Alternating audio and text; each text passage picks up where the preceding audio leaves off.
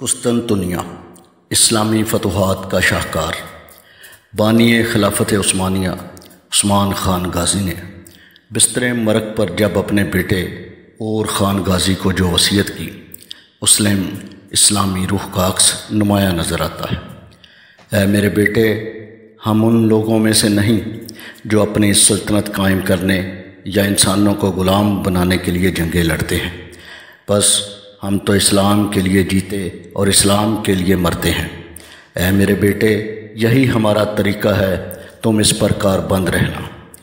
غازی عثمان کی وفات 1326 بمطابق 726 ہجری اور خلافت عثمانیہ کے قیام کے بعد بھی خاندان عثمانی کی فتوحات کا سلسلہ جاری رہا اور ترکوں نے بہت سی عظیم فتوحات حاصل کی۔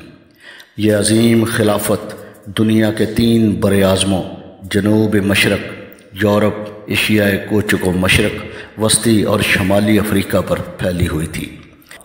عثمانیوں کے ہاتھوں قسطنطنیہ کی فتح محض اتفاق نہ تھا، بلکہ یہ اوائل اسلام سے ہی ایک طویل عرصے پر محیط تقریباً 7 صدیاں مسلمانوں کی مسلسل جدوجہد کا نتیجہ تھا۔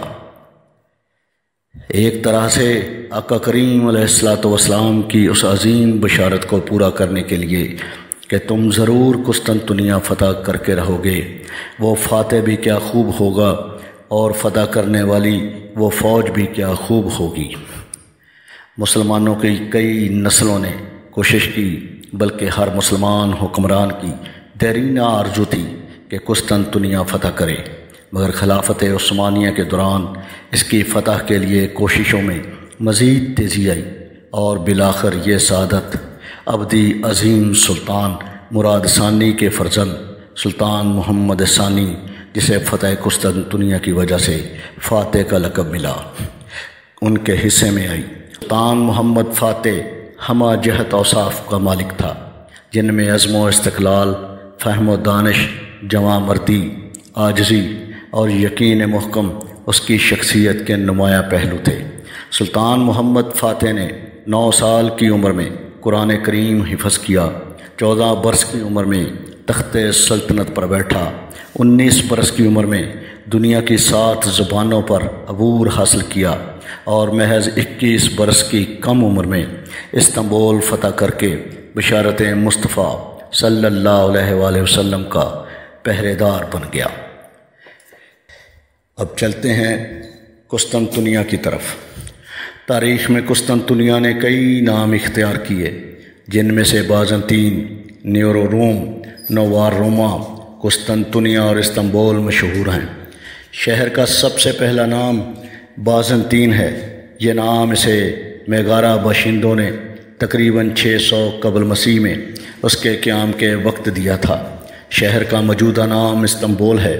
667 قبل مسیح میں یونان کی توسیع کے ابتدائی ایام میں شہر کی بنیاد ڈالی گئی۔ اس وقت شہر کو اس کے بانی بائزاس کے نام پر بازنطین کا نام دیا گیا تھا۔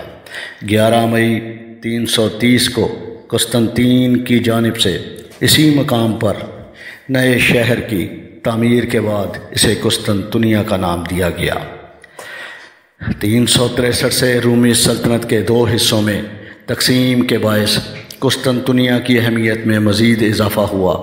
376 میں جنگ اور نام رومی افواج کی گوت کے ہاتھوں بدترین شکست کے بعد تھیوڈوسس نے شہر کو 60 فٹ بلند 3 فصیلوں میں بند کر دیا۔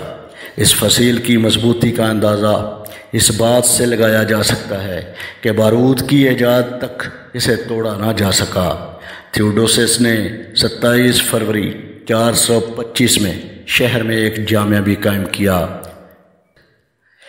عربوں نے 2 مرتبہ 674 اور 717 میں قسطنطنیہ کا ناکام محاصرہ کیا۔ دوسرا محاصرہ زمینی اور سمندری دونوں راستوں سے کیا گیا۔ اس میں ناکامی سے قسطنطنیہ کو نئی زندگی ملی اور مسیحی حصے اسلام کے خلاف مسیحیت کی فتح تصور کرتے ہیں۔ صلیبی جنگ کے دوران 13 اپریل 1204 کو صلیبی افواج نے اپنے ہی شہر قسطنطنیہ پر قبضہ کر لیا اور شہر کو شدید نقصان پہنچایا۔ 1261 میں بازنطینی افواج نے مائیکل ہشتم پیلولوگس کی زیر نگرانی لاطینی حکمران بالڈوین ثانی سے قسطنطنیہ واپس حاصل کر لیا۔ قسطنطنیہ 29 مئی 1453 کو سلطنت عثمانیہ کے ہاتھوں فتح ہوا۔ صدیوں تک مسلم حکمرانوں کی کوششوں کے باوجود دنیا کے اس عظیم الشان شہر کی فتح عثمانی سلطان محمد ثانی کے حصے میں آئی، جو فتح کے بعد سلطان محمد کہلائے۔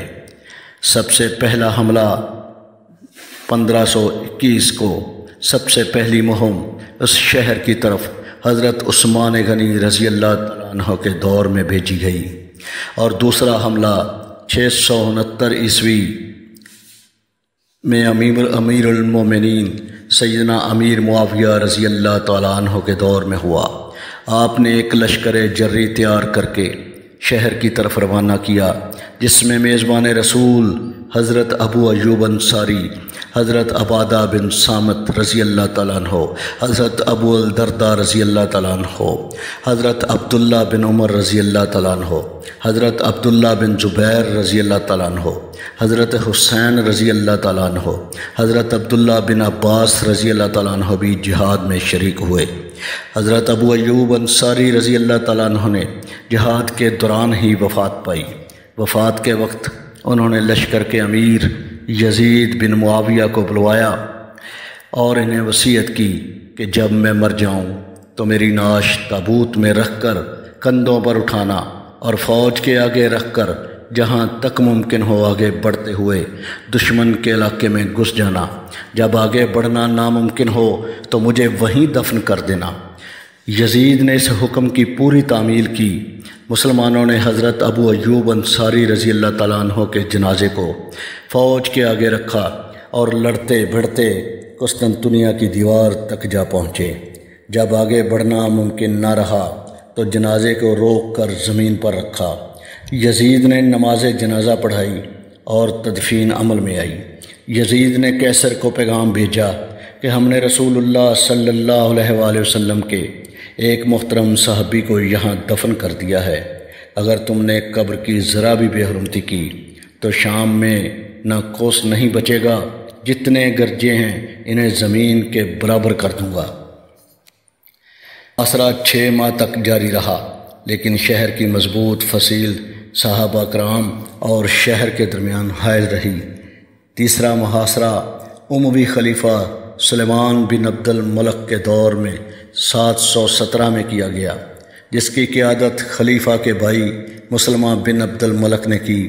اس ناکام محاصرے کو عیسائی مشہور جنگ بلات الشہداء کی طرح سمجھتے ہیں، کیونکہ اس میں ناکامی کے باعث اگلے 700 سال تک یورپ میں مسلمانوں کی پیش قدمی رکی رہی اور بنو امیہ کی فتوحات کو بھی زبردست دھچکا پہنچا۔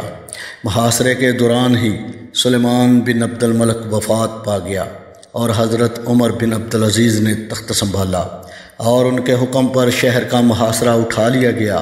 اس محاصرے میں مسلمانوں کا زبردست جانی نقصان ہوا اور اس نقصان کے بعد مسلمانوں نے اس شہر پر کوئی خاطر خواہ حملہ نہیں کیا۔ پھر تقریباً 700 سال بعد ترک عثمانیہ نے اس شہر کے 3 محاصرے کیے، جن میں پہلا محاصرہ 1396 میں کیا گیا۔ ناکامی کے باوجود مختلف ادوار میں کوششیں جاری رہیں۔ 1402 میں ترک سلطنت بایزید یلدرم نے شہر کا محاصرہ کیا اور قریب تھا کہ وہ شہر میں داخل ہو جاتے، لیکن مشرقی سرحد پر تیمور لنگ کے حملوں کی وجہ سے انہیں محاصرہ اٹھا کر واپس آنا پڑا۔ مسند خلافت سنبھالتے ہی سلطان محمد فاتح نے قسطنطنیہ پر حملے کی تیاریاں شروع کر دیں۔ قسطنطنیہ اس زمانے میں بازنطینیوں کا سب سے مضبوط شہر تھا اور ناقابل تسخیر سمجھا جاتا تھا۔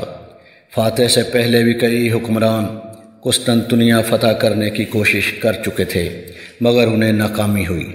قسطنطنیہ درائے باسفورس، بحیرہ مرمرہ اور گولڈن ہارن نامی سمندر میں گھرا ہوا تھا۔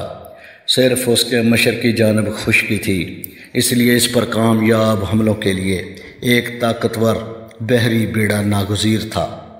سلطان فاتح نے 140 کشتیوں پر مشتمل ایک بحری بیڑا تیار کیا، نیز قسطنطنیہ کی مضبوط دیواروں کو توڑنے کے لیے پیتل کی ایک ایسی توپ تیار کی جس کے برابر اس وقت روئے زمین پر کوئی اور توپ نہ تھی۔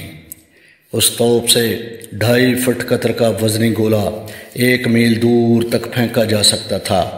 ان تیاریوں کے بعد سلطان نے قسطنطنیہ کے مشرقی خشکی والے جانب سے شہر کا محاصرہ کر لیا، مگر قسطنطنیہ کی جنوبی دیوار اور بندرگاہ کا محاصرہ کرنا بھی ضروری تھا۔ قسطنطنیہ کا محل وقوع کچھ ایسا تھا کہ یہاں کی بندرگاہ تک پہنچنے کے لیے گولڈن ہارن نامی سمندر سے گزرنا پڑتا تھا، لیکن اہل قسطنطنیہ نے اس سمندر کے راستے پر لوہے کی ایک ایسی زنجیر باندھ رکھی تھی کہ کوئی جہاز گولڈن ہارن میں داخل نہ ہو سکتا تھا۔ سلطان محمد فاتح کی خواہش و کوشش یہی تھی کہ کسی طرح اس کے کچھ جہاز آبنائے باسفورس کے گولڈن ہارن میں داخل ہو جائیں تاکہ شہر پر بندرگاہ کے راستے سے بھی حملہ کیا جا سکے، مگر ایسا ممکن نہیں تھا۔ اہل قسطنطنیہ نے گولڈن ہارن کے دہانے پر آہنی زنجیریں باندھ رکھی تھیں اور ان کی حفاظت و مدافعت کے لیے ان کے بحری جہاز اور توپیں بھی وہاں موجود تھیں۔ سلطان فاتح نے اس صورتحال پر غور و فکر کر کے ایک ایسا فیصلہ کیا جو دنیا کی عسکری تاریخ کا سب سے منفرد، یادگار اور زندہ و جاوید 1453 کو نماز فجر ادا کی گئی۔ نماز فجر کی ادائیگی کے بعد حملہ کیا گیا۔ عیسائیوں نے زبردست مدافعت کی، متعدد بار مسلمان فصیل پر چڑھنے میں کامیاب ہو گئے، مگر عیسائیوں کی مزاحمت سے واپس لوٹنا پڑا۔ مسلمانوں نے اس محاصرے میں بڑی توپوں کا استعمال کیا۔ ان کے ایک ایک گولے کا وزن 270 کلو گرام اور بعض بیانات کے مطابق 400 کلو گرام تھا۔ ایسے ہی ایک گولے نے وینس کے جہاز کے 2 ٹکڑے کر دیے۔ دوپہر کے وقت جنگ میں شدت آ گئی تو سلطان نے اپنے مرشد کے پاس قاصد بھیجا کہ خصوصی دعا کا وقت ہے۔ چھولداری کے باہر بیٹھے دربان نے پہلے قاصد کو روکا، مگر جب قاصد نے کہا کہ مجھے سلطان نے بھیجا ہے تو اسے اندر جانے دیا۔ قاصد اندر گیا تو دیکھا کہ مرشد سر بسجود ہو کر دعا کر رہے تھے۔ تھوڑی دیر کے بعد انہوں نے سجدے سے سر اٹھایا اور کہا، جاؤ سلطان سے کہہ دو کہ شہر قسطنطنیہ فتح ہو گیا۔ جس وقت مرشد کی زبان سے یہ الفاظ نکل رہے تھے، عین اسی وقت سلطان کے سامنے فصیل کا ایک حصہ خود بخود آ کر گرا۔ اسی وقت بحری فوج نے ایک برج پر قبضہ کر کے سلطانی علم بلند کر دیا اور بالآخر صدیوں سے قائم فصیلیں اسلامی لشکر کے سامنے ڈھیر ہو گئیں۔ مسلمان شہر میں داخل ہو گئے۔ فتح کے دن فجر کی نماز کے بعد سلطان محمد فاتح نے اعلان کیا، ظہر کی نماز ہم انشاءاللہ آیا صوفیہ میں ادا کریں گے، اور اسی دن شہر فتح ہوا اور اس سرزمین پر پہلی ظہر کی نماز ادا کی گئی اور پہلا جمعہ بھی آیا صوفیہ میں ادا کیا گیا۔